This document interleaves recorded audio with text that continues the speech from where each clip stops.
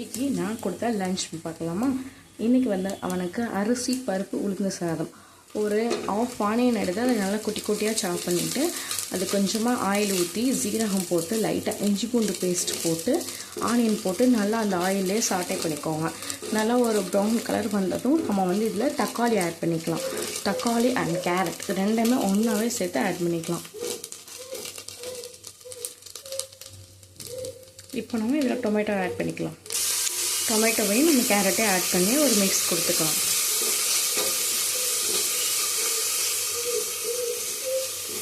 Mix கொடுத்ததுக்கப்புறம் நான் வந்து இன்றைக்கி வீட்டிலேயே நுணுக்கி வச்ச ஜீரகம், சோம்பு, மிளகுத்தூள், மல்லித்தூள், மஞ்சள் தூள், உப்பு இன்னும் சேர்த்துக்கலாம்.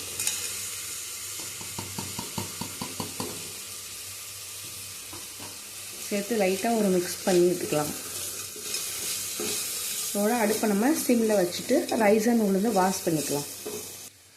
இப்போது நம்ம ரைஸ் அண்ட் உளுந்து மூணையும் நல்லா வாஷ் பண்ணிவிட்டு 3-4 டைம்ஸ் நல்லா வாஷ் பண்ணி அதை கூட சேர்த்து தண்ணி ஊற்றி நம்ம விசில் போட்டுடலாம். நம்ம நல்லா ரைஸை நல்லா வாஷ் பண்ணியாச்சு. வாஷ் பண்ணிவிட்டு இப்போ நம்ம என்ன செய்யலாம், அந்த குக்கரில் நம்ம ஆட் பண்ணிடலாம். இப்போ நம்ம குக்கரில் அரிசி, பருப்பு, உளுந்து மூணையும் ஆட் பண்ணிக்கலாம். ஆட் பண்ணி லைட்டாக மிக்ஸ் பண்ணி தேவையான அளவு தண்ணி ஊற்றி மூடி போட்டுடலாம்.